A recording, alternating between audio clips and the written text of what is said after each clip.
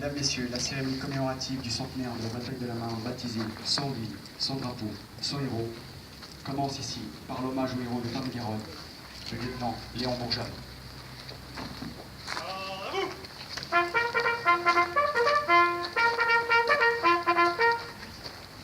Lecture de l'évocation historique à la mémoire de Léon Bourgeat par M. Alexis Brouins, arrière-petit-neveu de Léon Bourgeat.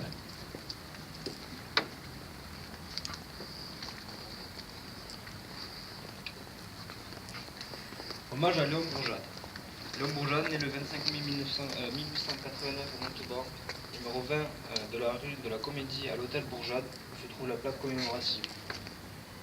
Il a vécu non loin de la Cosse, commune de La Motte, Cap-de-Ville, une enfance riche de vie familiale et de tradition avec ses parents, ses 3 frères et 5 sœurs, dans un environnement bucolique. Issus d'une grande famille de France, les aînés embrassent le métier des armes et les cadets sont destinés à la soutane. Les filles sont souvent religieuses. Sa sœur est au Carmel à Échourgnac, en Dordogne. Léon, lui, cumule les 2 orientations de vie, le temps d'une guerre. Déjà enfant, il ressent l'appel d'une vocation religieuse dans cette famille catholique très pieuse, descendante de Saint-Louis. Il est scolarisé 8 années durant au collège Saint-Théodore de Montauban, ensuite à Issoudun dans l'Indre, à Canet del Mar en Espagne, pour terminer à Fribourg en Suisse dans le cadre de son noviciat de prêtre. Le 22 août 1914, c'est la mobilisation générale. Léon écoute sa permission du service militaire obtenue pour le mariage de sa sœur et rejoint le 23e régiment de campagne. Bataille de la Marne, il sera chef de pièce d'artillerie et nommé maréchal des logis. Février 1915, c'est dans l'artillerie des tranchées, les fameux crapouillots, où il commande une section. Il évite maintes fois la mort. Donc, chance insolente aux protections divines. C'est alors qu'il pense qu'il n'a aucun mérite et que c'est à Sainte-Thérèse de Lisieux qu'il doit son talent. Cité à l'ordre du corps de l'armée en octobre 1915, constamment donné à ses hommes le plus bel exemple de courage, d'énergie et de sang-froid. Suivant les batailles à Verdun, de la Somme, avec les 55e et 59e régiments d'artillerie de campagne. Il est nommé sous-lieutenant de réserve le 1er août 1916. Les 28 et 29 décembre, il est enterré par l'explosion d'un obus ennemi de 150. Il est miraculeusement sauf et sans blessure. Il écrit à son frère Victor, lui aussi en guerre: « Je perds mon temps dans ce métier qui consiste à tuer mon frère pour ne pas être tué pour la vie. » 8 mars 1917. Il est élève pilote à l'école d'Avord sur un avion Caudron, puis sur Newport. Il évite une collision en vol, le croisement est providentiel. Il fait un stage d'école à l'acrobatie de Pau, puis rejoint le GDE au Bourget. Le 2 octobre 1917, il obtient son brevet de pilote aviateur. Il est affecté à l'escadrille numéro 152 le 13 septembre 1917, qui déjà fait fureur dans l'attaque aérienne et qui aborde l'insigne du crocodile de l'eau verte. Sur les flancs de ces carlingues d'avion, le 5 décembre 1917, premier combat sur Newport, son moteur s'arrête, il arrive à atterrir. Son avion est personnalisé par une image de toile peinte par Sainte-Thérèse au niveau du cockpit et par le fanion du Sacré-Cœur.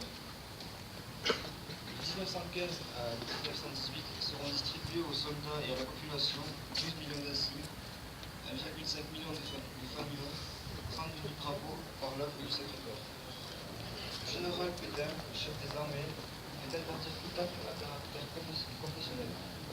Le temps est garonné, n'est pas convaincu de respecter la règle, il a des ennuis avec sa hiérarchie. Les chasses au ballon, dirigeur, braquin, est ouverte. Bourgeat devient le spécialiste, il découvre une technique de chasse en piqué. Il devient le crieur de saucisses avec son SPAD 13 rapide. Il est le premier destructeur de ballons, atterrit très court en piste, d'où l'expression connue des pilotes, atterrir en Bourgeat. Il est toujours en action, il multiplie ses sorties, il est fatigué. Son mécanicien Charles Maheu met en bagne fictive son avion afin qu'il puisse se reposer. En février 1918, il enchaîne les victoires, 9 mois avant l'armistice. Son avion fait de bois et de toile et criblé de balles. d'éclats d'obus, mais rien ne l'atteint. Il semble invulnérable. Sa mitrailleuse s'enraye plusieurs fois, mais il la répare en vol. En 8 mois, 67 combattants, 14 citations, 32 victoires, 28 seront homologués. Une blessure font de lui le 4e as des pilotes de guerre survivants. Le 7 novembre 1918, il reçoit la médaille d'or de l'Aéroclub de France. C'est la plus haute récompense. Le 13 décembre 1920, il est promu au grade d'officier de la Légion d'honneur, le plus jeune de France. Il permet sa rosette au supérieur de Notre-Dame du Sacré-Cœur d'Anse-Soudun. Le 11 novembre 1918, c'est l'armistice, c'est la fin des hostilités. Alors cette folie d'attaquer un ballon défendu par 20 mitrailleuses, je n'aurais pu le faire. Il dépose alors à Lisieux ses décorations et citations au sanctuaire de Sainte-Thérèse. Citation de Pierre l'Ermite. Le 15 juillet 1918, on vous applaudissait des tranchées quand près de Mont-Haut, vous abattiez coup sur coup 3 ballons. Vous nettoyez notre ciel. Père Bourjade, plus que jamais, la France a besoin de vous. Que de menaces dans notre ciel. Continuez votre geste. Rendez plus clair notre ciel de France. Cet homme était-il un visionnaire de la Seconde Guerre mondiale? Bourjade, le missionnaire, part en mer vers les îles Gilbert, sur l'Arméa, avec Monseigneur de Boise de Beaumenu, son évêque, et Mademoiselle Marie-Thérèse Noblet, grande miraculée de Lourdes, guérie en 1905, partant également en mission. En 1921, le missionnaire arrive en Papouasie. Il exerce avec abnégation et passion sa vocation. Il est vite affaibli par le climat, les fièvres, la maladie. Il meurt prématurément le 22 octobre 1924.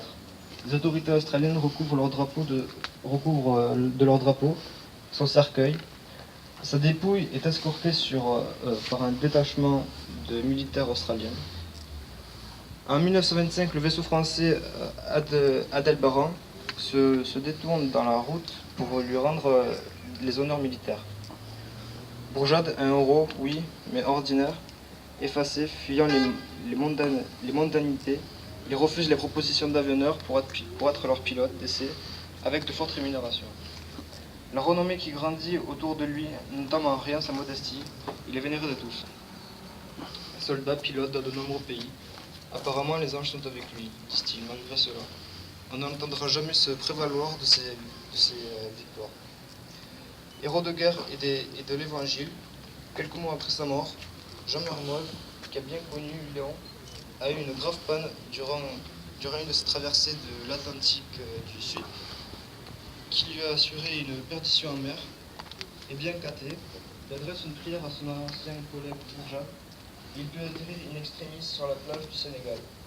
Il glisse en drapeau, il a confié ce témoignage à la congrégation du Sacré-Cœur. Le 14 juillet 1931, à Montauban, les jets aériens de Bourjade ont un grand retentissement en présence de nombreux pilotes, Mermoz. Cousine de Saint-Exupéry, ceux qui devaient ignorer, il a marqué l'histoire de la France de son patriotisme et de sa foi.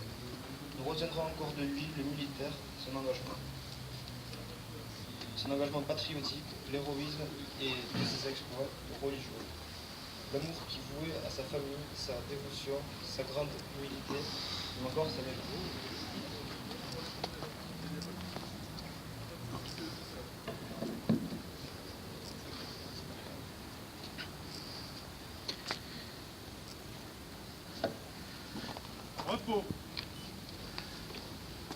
Maintenant, David, élève en classe de 3e au collège de Saint-Théodard, va procéder à la lecture du poème écrit par Léon Bourjade, rentré au petit séminaire, rebaptisé Saint-Théodard en 1908.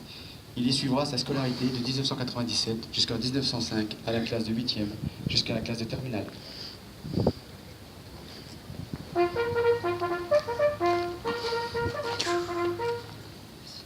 À mon ange gardien, bel ange que je ne vois pas, mais qui vit dans ma conscience, qui me suit toujours pas à pas, et qui soutient ma confiance. Veux-tu barbiller avec moi? Veux-tu soulever ton grand voile, me dire aussi si je te vois, lorsque je regarde une étoile?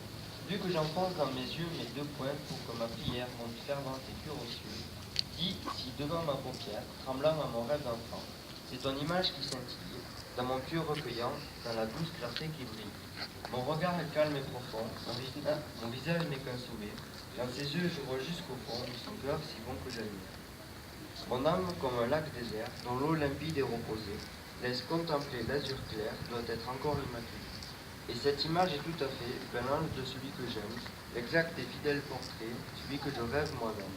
Dis-moi, mon cher ange gardien, est-ce ta figure innomie qui, lorsque je ne pense à rien, vient voltiger dans la vie?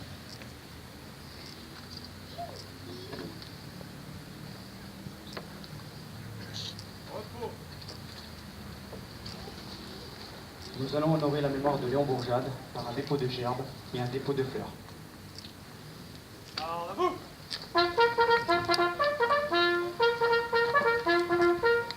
Présentez. En.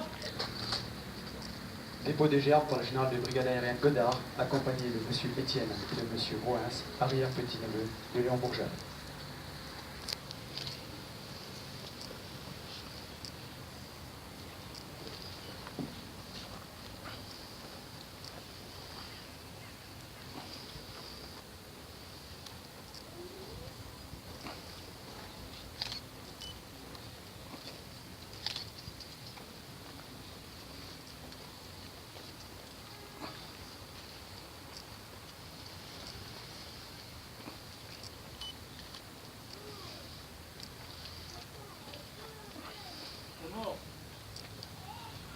Dépôt de fleurs par 2 élèves de Saint-Théodard.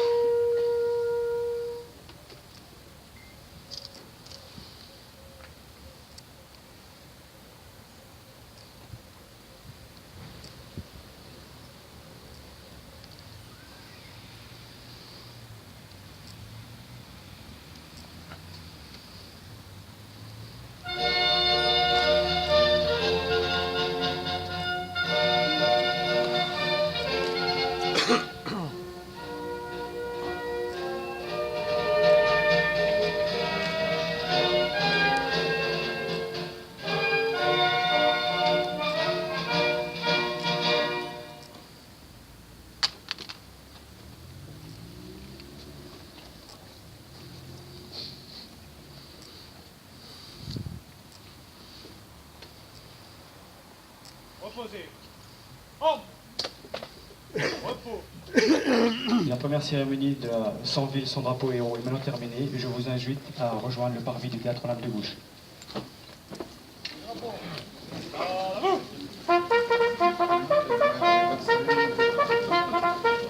Présentez. En. J'essaierai de vous faire parvenir les photos là, aujourd'hui de la famille, parce qu'il y a encore de la famille. Non, ici, je peux trouver les informations de toute façon. Oui, de toute façon, j'essaierai de trouver les informations pour vous les envoyer. Ah, moi, de toute façon, je suis oui, je suis. Alors, ok.